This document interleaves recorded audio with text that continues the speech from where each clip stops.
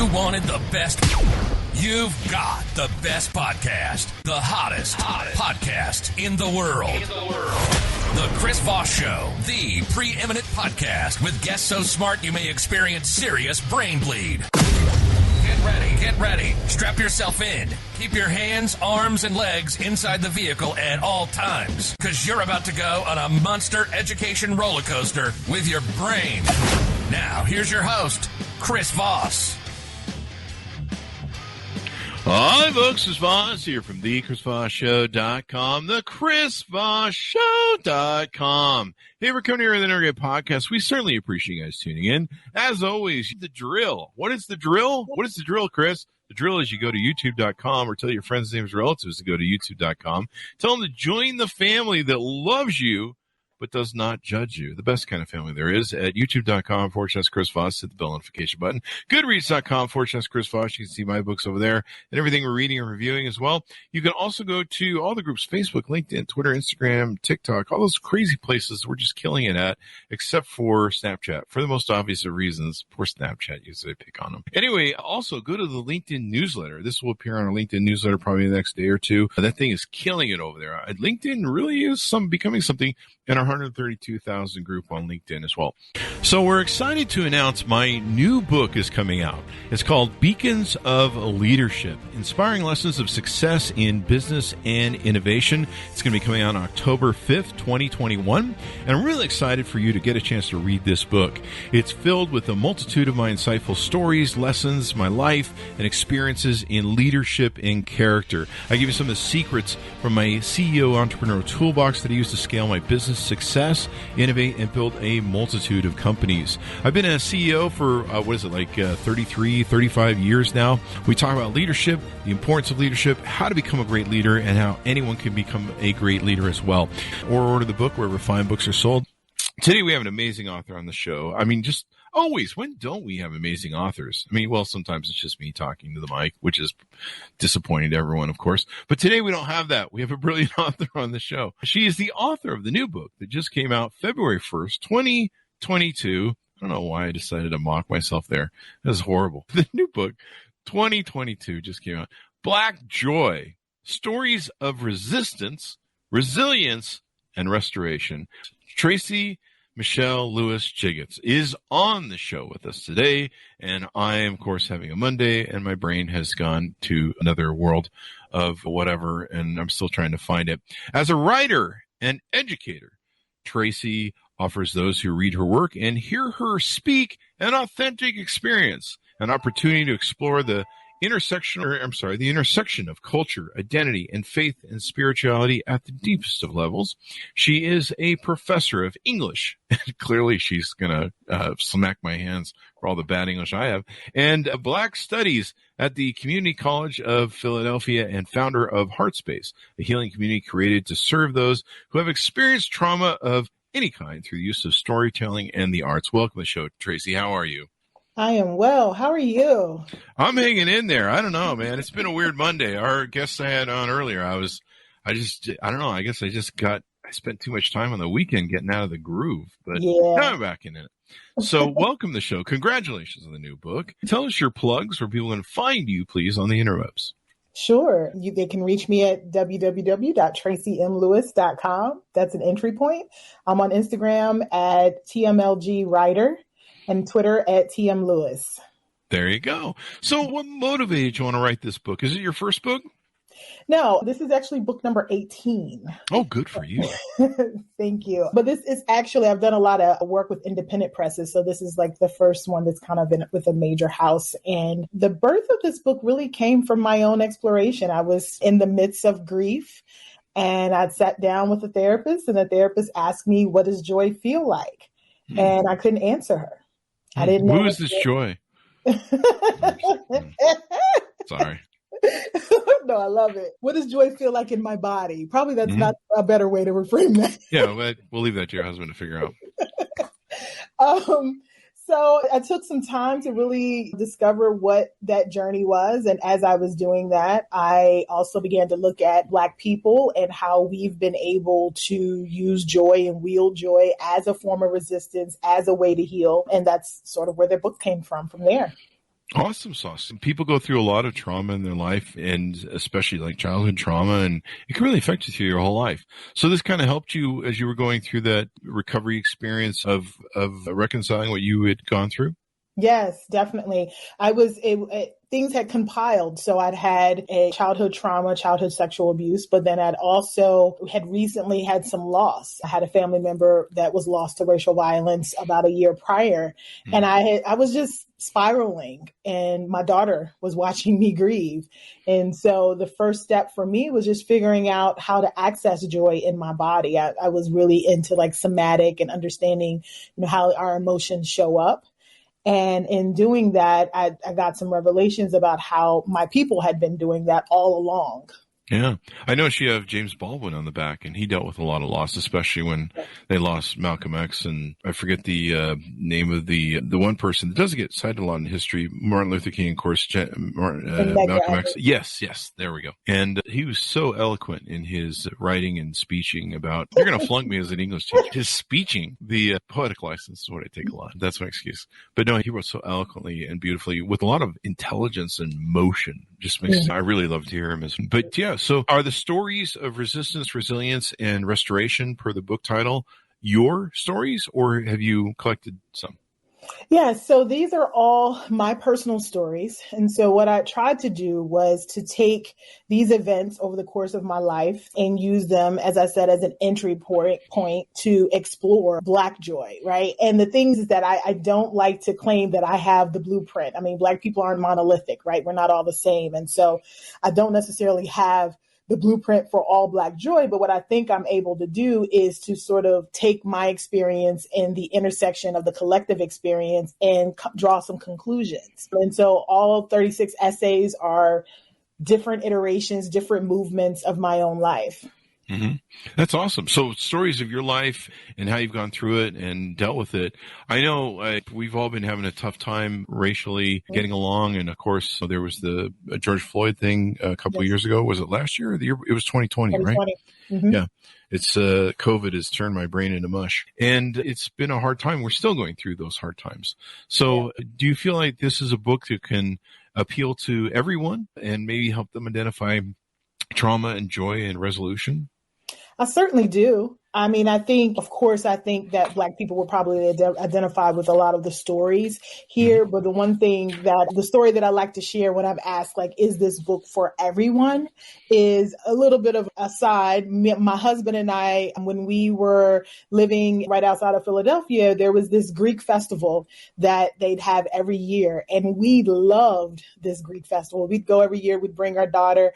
We'd eat the food and we'd watch all the music and we'd do all the things. We didn't try to get on the stage. We didn't try to dance. We didn't try to center ourselves in that experience, but we were able to sit back and really take it in and see this particular culture and how they express themselves. And so that's why I think anybody can read this book and really kind of take in what the experience of Black people have been over the course of this 400-year liberation project that we've been on.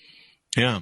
I mean, definitely understanding empathy about each other's experience and what happens. Usually when I go to the Greek festival, I'm usually the one who eats all the baklava and sits in the corner going, what crime have I committed against myself? So there's that.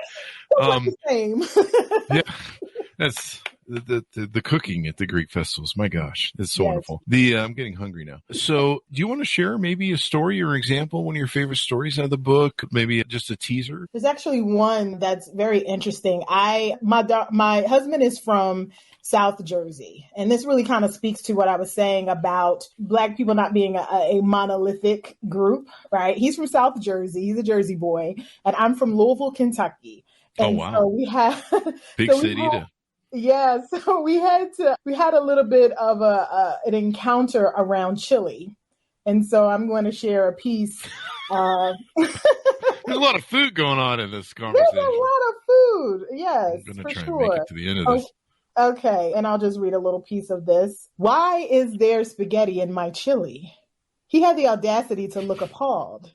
We'd only been dating a few months and I'd cooked for him a few times. Each time he seemed pleased with my skills, but this time he stared into the bowl of dark red beans, ground meat, onions, and spices with a look of utter confusion. "Oh, so this is what we're doing?" I said, chuckling. "I mean, I just never seen this before." I rolled my eyes. "You've got to get out more then." It was his turn to roll his eyes. I'd grown up eating chili with spaghetti in it. In fact, before moving to Chicago after undergrad, I didn't know there was any other way to make it. The same way I thought everybody put butter and sugar in their grits. And I'm sure when I had my first bowl of pastaless chili, I said something similar to my then boyfriend, now husband. "Why isn't there spaghetti in my chili?" Exposure is something, right? Black folks do things a certain way. At least that's what I've been taught, until I ran into Black folks who did those things differently. Pop was always pop until I found out it was also soda or cold drink. Sugar always belonged on grits until I learned that there were Black folks who'd burn your house down if you put anything other than salt, pepper, and butter on them.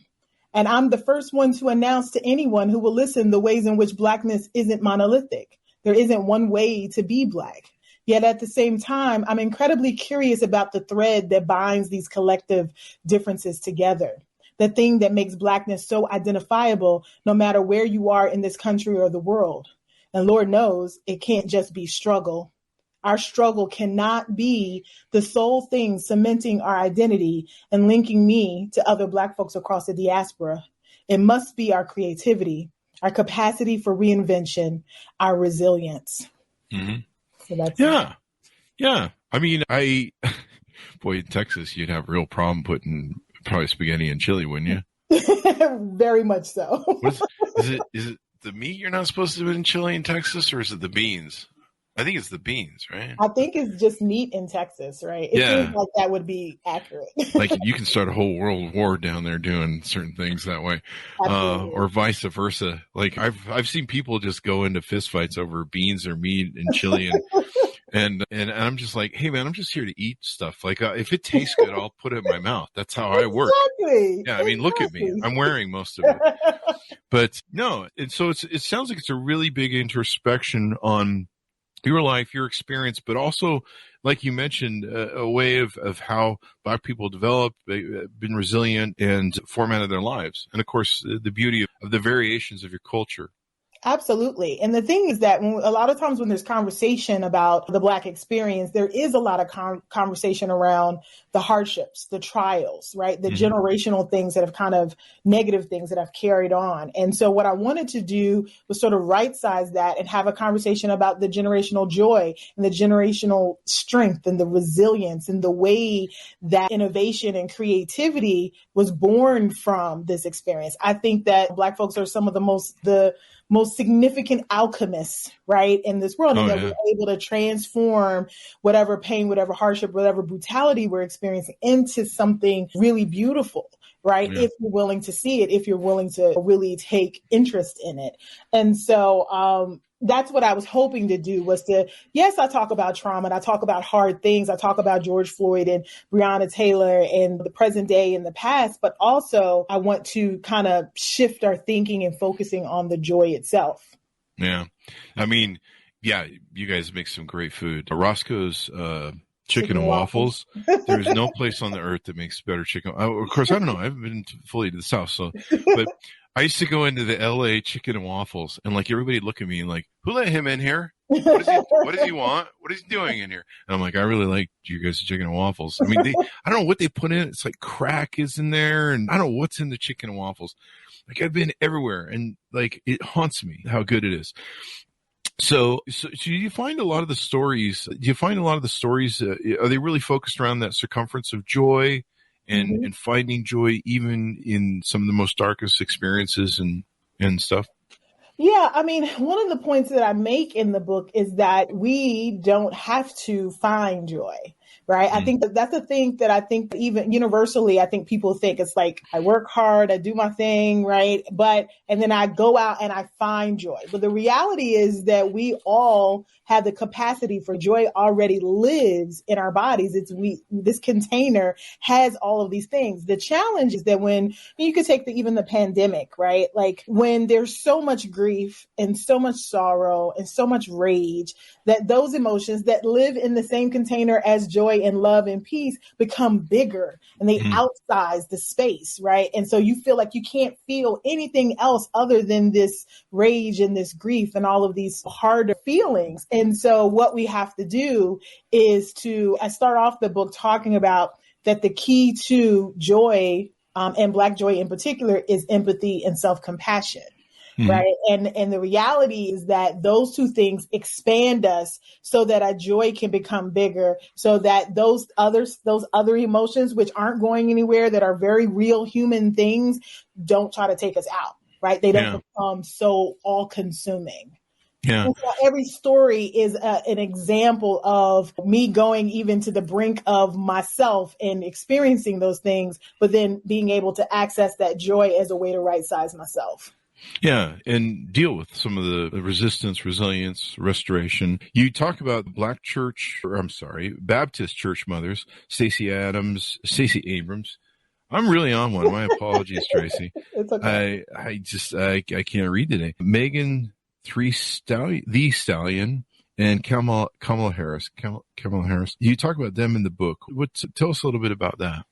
Well, one of the essays speaks to the relationship between Black women, right? And the way that relationship, a lot of times when we talk about, you see hashtag Black love or relationship goals or that kind of thing on Twitter or whatever. It's all about our romantic relationships. And one of the things that I wanted to point out were the ways that Black women hold space for each other, right? And the way that we hold that space for each other, and the way that a lot of the things that I'm talking about that we're able to access joy is something that our ancestors have been doing, right? Like those Black Baptist church mothers rocking back and forth or crying out. That was a way to move that trauma of the week through their bodies. Yeah. So whether it was Sunday morning, the rocking, the movement, the emotion as a way to move trauma and make room for joy, or whether it was Saturday night at the juke joint with the blues or the R&B or whatever it was offering us space to make room for more joy in our lives. And so I just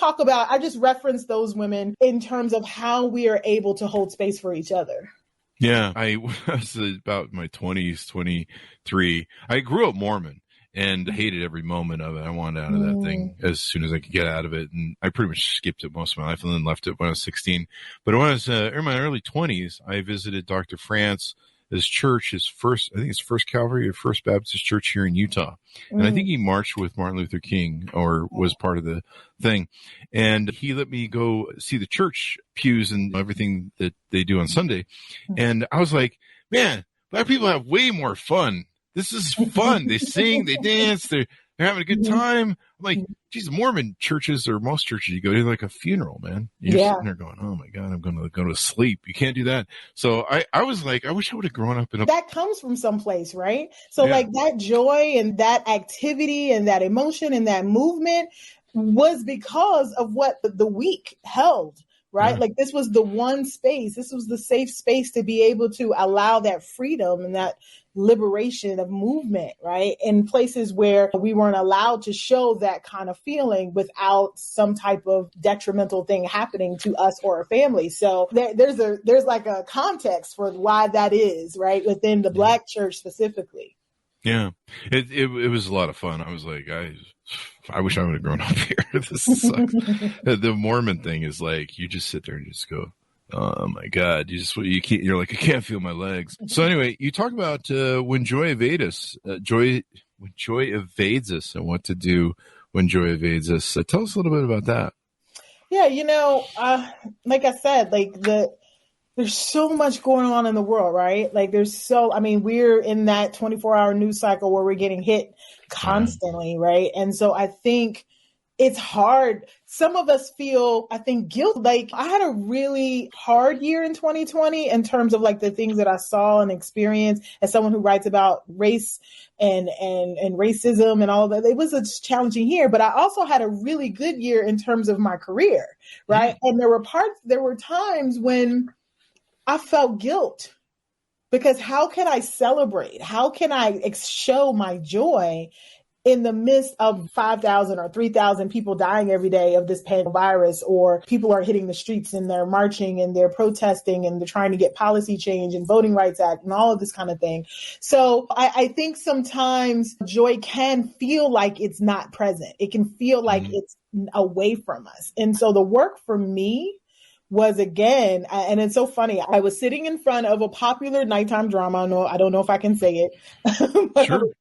I was sitting watching this. I was very emotional, right? And excited. And I'm a writer and I'm a storyteller. So what I was excited about was really like the way they were weaving these stories together. It was so fascinating to me. And my husband walks in and he said, I was sitting there like this, like, with like this look on my face of excitement. And he's like, okay, I'm going to leave you alone. I think you need to be alone. I'm not sure what's going on. And what in that moment, this was not too long after my therapist had asked me, what does joy feel like? And I in that moment, it was just like an aha moment where I was like, oh, my stomach is warm and I have like this tingling, and I was able to feel it. And so when I went back to my therapist and I said, hey, I was sitting watching This Is Us, and I actually write about this in the book, and I had this feeling. And so I know what joy feels like in my body. She's like, okay, take a snapshot of that, like a screenshot of it. Hold on to it. So the next time when you feel that rage bubbling up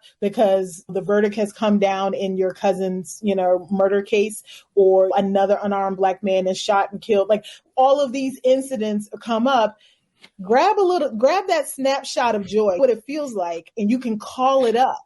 So when joy, quote, evades us, if we know what it feels like, we know we can access it, we can call it up so that that other stuff doesn't take us out, like I said, or overwhelm us. Yeah. I think that is the key for any of us, right? To just be able to be that self-aware and that self-possessed, where we can understand what's happening in our bodies. Because here's the thing, seriously, if I told you right now, what does anger feel like?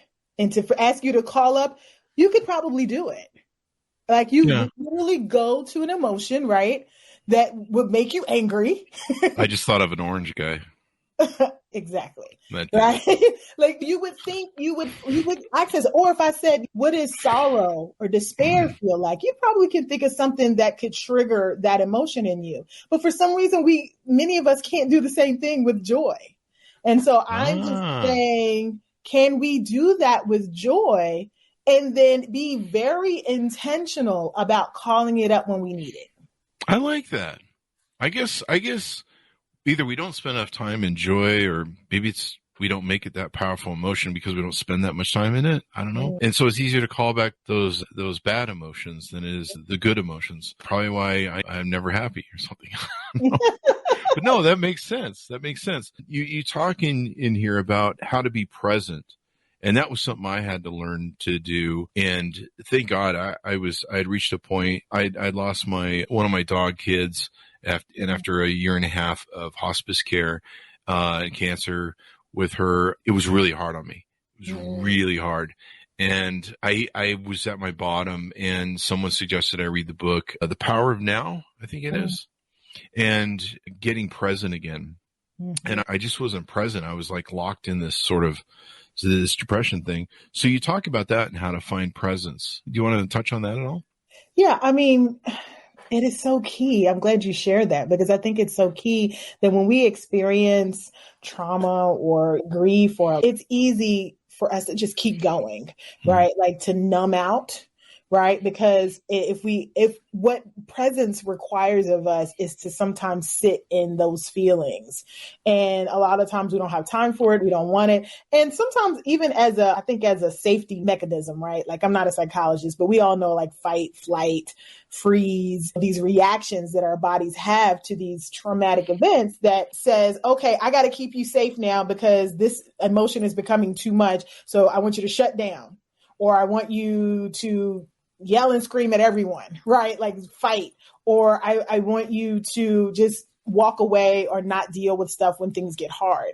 And so we all have our version of those reactions.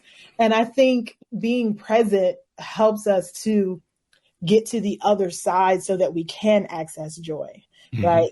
But presence is hard. I mean, I don't deny it. It requires us to get still. And for me, what that looked like was in 2019, I had a severe health crisis and I was pretty much on my back for 8 months. I had to take absence from teaching. I was sitting there on Netflix watching stand-up comedy, specials, couldn't do much of anything, right? But in that stillness, in that presence, I had to face myself, right? I had to sit in those feelings and realize what happens when you're present is you realize that there is another side. We don't want to touch that stuff because we think we're just going to be stuck there forever. It's going to hurt too much. It's too painful. I have to think about this person that I lost, and it's so hard. But there is another side, and then the other side is not great. It just means that it's another step in your healing. And so I try to touch on that throughout some of the essays in the book. So sometimes when you find yourself in different variations of depressive sort of moods, you need to try and find joy. Yeah. And that looks different for everybody. Like it might mean me taking a walk out here to the park with my daughter and getting on the swings with her. One of the things that I did in this book was I had to go and talk to 8-year-old Tracey. I had to have a conversation with 10-year-old and 15-year-old. There's a story in the book about me and my first love, right? And it was from 14 to 24, I had this infatuation with this guy. And I had to go and talk to 14-year-old Tracey because 46-year-old Tracey has a different lens, right? A different perspective. I've lived. I have a half century of memories, right, that I can tap into. But 14-year-old Tracey and 8-year-old Tracey didn't have access to that. And so I needed to go, and it's almost like a visualization. I'm not saying I actually time traveled. I'm saying but I needed to figure out what was going on with me at that time and tell 8-year-old Tracey and 14-year-old Tracey, I got this. I don't have to react in the same ways that today that 8-year-old Tracey would react because I got us. I got all the versions of myself. And so I think, it really, for me in writing these pieces was finding all the moments of joy that I maybe did not see in the moment. I went through a cathartic experience in dealing with my childhood trauma where I went back and somewhere I went through one of the things, and I'm sure you maybe talked about this in the book or have some thoughts on this. One of the things that children have that have childhood trauma is they don't deal with being gaslit well, which was made the last 5 years for me very hard, especially 4 of them. And I don't respond to it well, or I didn't respond to it well. And so I had to learn probably to find some sort of way out of it. But one of the things I did was I found a picture of me and realized that all the fighting and arguing and hate posts I was putting up about a certain president and all the crap that was going on, I'd always been trying to save the world all my life. And I came to this conclusion that I wasn't really trying to save the world this whole time. I was trying to save that little boy. Yes. And that's really what I've been trying to do, but I've been ignoring that this whole time. I've been running around being a man of La Mancha or whatever, chasing windmills. And really the problem was at home and I needed to save that boy. And so I went back and, just like you mentioned, had conversations with him. I keep a photo of him on my desk to remind me that that's the person I need to save first. So absolutely. I did the exact same thing. I had a picture of 10-year-old Tracey and I had to go back. I literally the exact same thing. And you know what? You're so right. Children who have experienced childhood trauma are I've observed very justice oriented. Right. And so when there's injustice, we tend to really gravitate to righting the wrongs. Right. And it's usually less about the wrong out there. And like you said, more about the wrongs that we didn't feel like we had the power at 10 or 8 or whatever to right. And so we spend our lives outwardly trying to save the world, as you said, when we're really what we're doing is trying to save ourselves. So that is the work. That is so, so powerful, Chris, because that is the work for all of us, I think, is whether you've had a major traumatic thing in your life. I think it's really helpful to go back and talk to all these versions of yourself. My therapist talks about internal family systems a lot, and she calls it the people on your bus.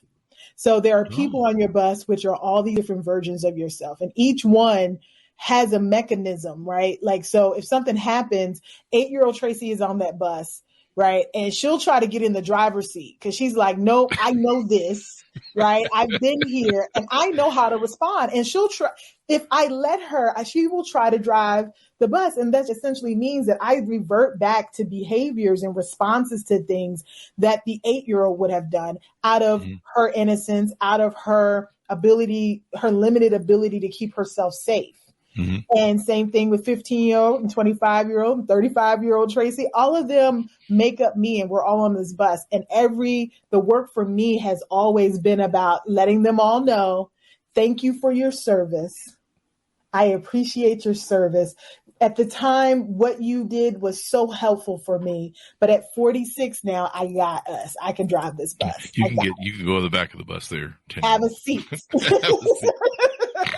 Exactly. Sounds like a bus driver. I said.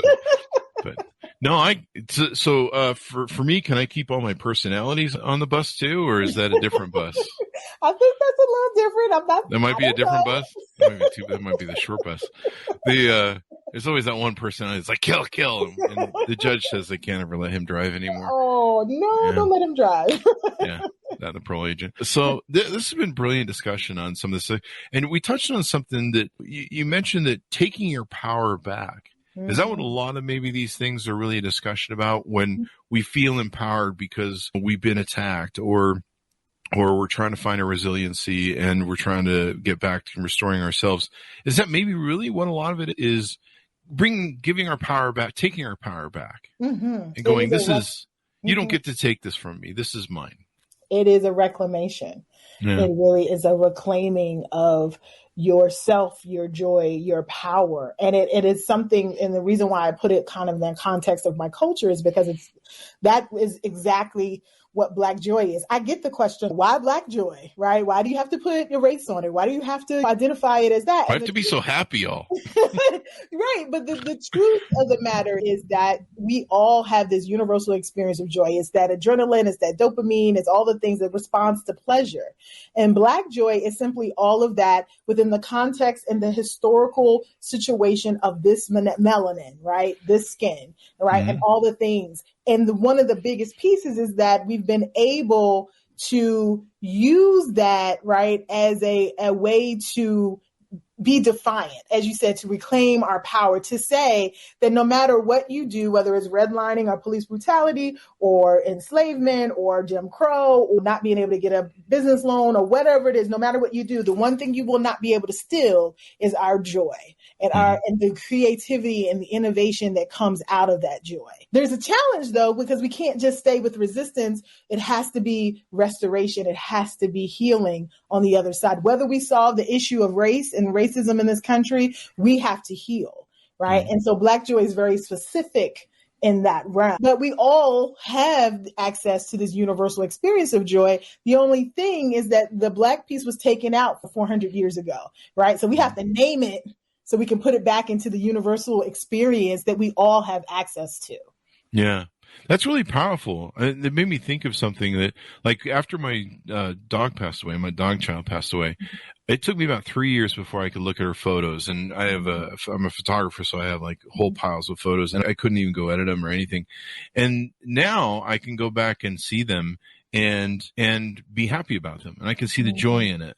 So that was kind of catharsis of my journey. And so I see how this applies and makes sense from a psychological You basis. made it to the other side. Yeah. And so now I can look at her and I can smile and I can be happy and go, what a great experience that was and stuff. But getting through that cathartic moment. So I'm glad you wrote this book so people can deal with this. And we learn so much from each other and our empathies and also our stories.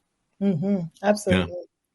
Anything more you want to tease out on the book before we go? I don't have anything else except to say that one of the things that I hope people really get from the book is that they are able to, if you get nothing else, begin your own joy journey, right? And maybe you know what joy feels like. You're very clear about that. The next step I would argue is that, okay, so how are you being intentional on a day-to-day basis in recreating that joy, recreating that feeling? So is it, for me, it's not watching This Is Us every night, but it's whatever those things that I've identified as joyful and finding ways to schedule them so that we make sure that our lives are filled with these moments of joy. And sometimes they're tiny, teeny, teeny moments, right? Like you might realize that you get a kick out of taking a walk around the neighborhood. Like that really does something for you, or whatever it is. Like it could be something big, but it doesn't have to be big. It doesn't have to be, let's go to Six Flags and let's ride the roller coaster, right? It could be something so small, but if we're giving ourselves that every single day and we're intentional about it, meaning that we're trying to do it, then I just will be amazed. I think some of the collective challenges that we have in this country as a people, politically, socially, if more of us were doing that kind of work, I think that the empathy would grow, right? Our capacity for self-compassion would grow. And collectively, we'd be able to have different kinds of conversations. The tenor of the conversation would be different, right? Because we would be entering it filled up. I think you're right. There's so much victimhood in this world, especially if you go on Fox News. It's clearly misguided in the wrong place. I'm speaking from the country club. I'm just like, seriously, what are you guys complaining? And if we instead operated for more joy and stuff, maybe that would make things a lot better. I need to go around the house. You give me this idea. I go around the house and put little joy stickers everywhere. Like, find joy. I love that. Yeah. Maybe you could make like little magnetic stickers. It could be part of your merch program for your book or something. Great idea. That'd be cool. Because we need to focus on that. Because a lot of times we just don't. Bad things happen. You get the bad email, like you mentioned earlier, and the bad news, and you're just like, oh boy. I saw someone write something the other day on Twitter that made me realize what I was doing, and they said, "Are you?" Because of the Ukraine war, they go, "Are you doom scrolling right now through social media?" And I'm like, oh, crap, I am. But I mean, there's some validity in staring at the face of it, understanding what's going on, and trying to come up with ways to stop human suffering. But sometimes it can get a little deep. Yeah. Sometimes it can consume you and you're like, where did that day go? So, and you know what? Maybe joy looks like, you know what? I'm going to doom scroll for 30 minutes and that's it. Like putting controls on the things that could cause us to spiral. Because I do think as much as we love social media, it's also entirely possible that it's kind of making those other big emotions bigger, right? The rage and the sorrow and the despair gets bigger and bigger. The grief gets bigger and it's edging out joy and peace and love and all those other things. Yeah. I know a lot of my friends I guess a lot of people have done this, have been sending money, have been ordering B&Bs in Ukraine to help people. And they've been finding some joy in that from the doom scrolling. So that's pretty good. So give us your plugs one more time so people can find you on the interwebs, please. So on my webpage is Tracey M. Lewis, LEWIS.com. You can find me on Instagram at TMLG Writer and on Twitter at TM Lewis. Thank you very much, Tracey, for coming on the show. Thank you for having me. Are you going to flunk me in English? I am not going to flunk you. I am on leave this semester. I'm not teaching anything. Thank you very much for coming on and sharing a wonderful story with us. I think a lot of people are really excited to hear it. And once we put this on the podcast, people will really enjoy it. Black Joy, Stories of Resistance, Resilience, and Restoration just came out February 1st, 2022. Going to order up wherever fine books are sold. Remember, only going to those fine bookstores because those alleyway bookstores, you might get robbed or stabbed. You never know. Or both. Really. I mean, that's a Friday for me. Anyway, guys, thanks for tuning in. Go to youtube.com/Chris Voss. Hit the bell notification button. Goodreads, /Chris Voss. All those groups on Facebook, LinkedIn, Twitter, all those different crazy places we are. Be good to each other. Stay safe. And we'll see you guys next time.